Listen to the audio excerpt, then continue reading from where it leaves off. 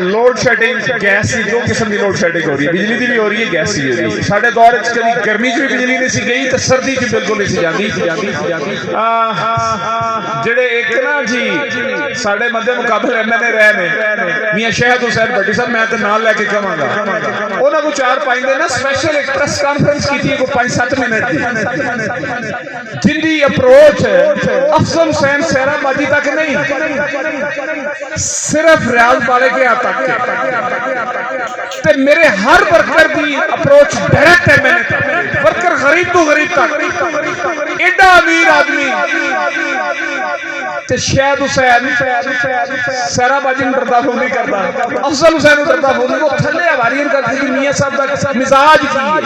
और एक press conference कि जी वो लैंड मियां नवाज शरीफ आया ते मैं अनाउंस कराई ते मैं उन्होंने मंजूर कराया। भाई नवाज शरीफ आया तो फिर पा देंदा, डिले किस चीज दा सी, क्यों रुकी, क्यों रुकाई गई। हुण एक खाली लेटर, हुण जितने ना प्रोजेक्ट किए ने ऑलमोस्ट साडी अप्रूवल आने, असां तो कदी नहीं आख्या कि जी असां मंजूर कराए सन ते करांदे रहने। इन्हां रुकावट हमेशा बनदे ने साडे मनसूबियां दे विच कि इन्हां नूं क्रेडिट ना जाए। क्या बिजली महल्ले वाला अंडरपास किना बंद कराया, क्या दोवें रोड जड़ियां ट्रेन दे नाल जांदियां पिछे ओ किना बंद कराइयां, अज भी जाके देखो नैब विच एडी फाइल है। कौन इन्हां दा जिम्मेदार है? अच्छा साडे च पुछण वाला कोई, उन्होंने प्रेस कॉन्फ्रेंस की उन्होंने क्या जी एक जी मैं वो लैंड गैस वाली मंजूर कराई सी हाई प्रेशर लाइन तो मैं इहदे वास्ते जी इन्हां, अच्छा मैं कहना जी सारा पाकिस्तान तू बनाया जी भट्टी साहब, तेरी मंजूरी नु असां की करिए, तेरे दौर च बनया कुछ भी नहीं, तू मंजूरी नहीं फिर एक 1000 मंजूरियां बोझ पाई फिर काम ही नहीं होना, मंजूरियां तेरियां की फर्क पैंदा।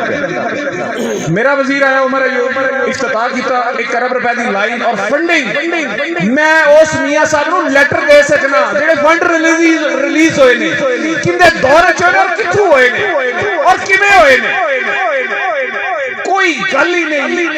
किस मुंह नाल इलेक्शन कैंपेन कर रहे यार, कुछ ना कुछ तो दसना पवेगा ना कि सानू ऐस पैस दिओ।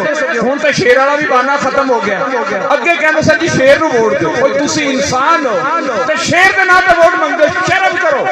हुण तो तुहाडा शेर भी कोई नहीं, वो शेर भी मुर्दा हो गया। हुण इन्हां को ओ जी फलाने दी एक कसा इफ्तिताह ओ मियां नवाज शरीफ ने कीता, तेरे मियां नवाज शरीफ ने वेख्या है ते तेरे शहबाज शरीफ ने वेख्या है, तेरा शहबाज शरीफ होए जड़ा ते हॉस्पिटल के सामने पार्क दा ऐलान करके गया तो ना बन सकिया, 3 बारी इस रोड का इफ्तिताह करके ऐलान करके गया कोट सबर तो अहमदाबाद ना बन सकी। ए तेरे झूठे लीडर ने, मेरा सच्चा लीडर है जिसका नाम इमरान खान है, पहले जलसे च आया ऐलान किया तो दूसरी बारी संगे बुनियाद रख के सिमट चुकाइयां। तू हुण एक लाइन वास्ते एक लेटर वास्ते तू प्रेस कॉन्फ्रेंस करना, तुम शर्म आनी चाहिए कि तू आखिर फिर भी MNA रह चुके हैं। मैनू तेरी गल का जवाब नहीं सी देना चाहिए, असल भाई ने गल कीता, चलो मैं हुणे वेख लै लाइन मैं पवा दी थी पूरी, एक जोड़ लगना है जी उत्थे चनियोड़ गवर्नमेंट इन्हां दी, ते मैं इन्हां नूं आना जोड़ भी लो ते हाफिजाबाद शहर की गैस उस लाइन पे चलवाओ, मैं वेखांगा तुहाडी ताकत। मेरा सवाल है, तुहाडी हुकूमत है, तुसीं कहंदे हो गैस साडी बिजली साडी, ला बिजली की लोड शेडिंग करो, रुकाओ मैं वेखांगा। 2 मेरे ग्रेड स्टेशन रोक के बैठे ने, अगले तो सैराबादी की इफ्तिताह कर दी फिरे एक कोई छोटा जा वो एज ते मैं कभी इफ्तिताह ही नहीं सन कीता। मैं तो 2 अपग्रेड कीते ने, जलालपुर पिंडी पट्टियां नूं डबल कीता है, 2 नवे ग्रेड स्टेशन बनाए ने, एक बणी ते शुरू होया सी, एक काले की मंडी शुरू होया सी, रोक दिते ने कि इन्हां नूं क्रेडिट ना जाए। यार को शर्मा को शर्म करो कि हाफिजाबाद दे लोगां पब्लिक वास्ते चीज़ां ने, मेरी जात वास्ते इन्हां दा कोई तलक वास्ता नहीं। मेरी जिम्मेदारी है कि हाफिजाबाद चीज़ लेके आनी। तुसीं मेरे अगे एक नवे हाफिजाबाद के लोगों ने मुखालफत कर रहे हैं, हर चीज को रोकना शुरू कर देंगे हो, शर्म करो।